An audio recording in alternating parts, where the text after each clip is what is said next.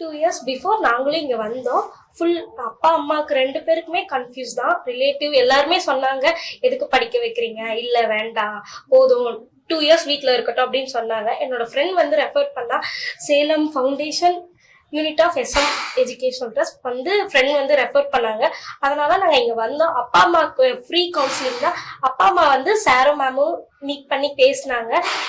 அதுக்கப்புறம் அவங்களுக்கே சரி ஓகே படிக்க வைக்கலாம் அப்படிங்கிற ஒரு கான்ஃபிடென்ட் அவங்களுக்கு வந்தது.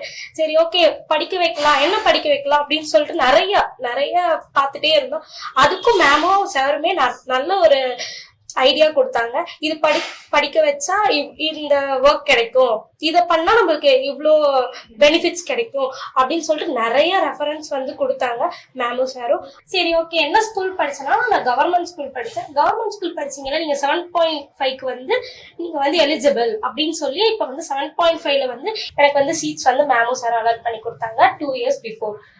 அதே மாதிரி இப்போ என் தங்கச்சிக்குமே இந்த இயர் வந்து 2024ல வந்து என் தங்கச்சிக்குமே சீட் அலாட் பண்ணி கொடுத்துருக்காங்க.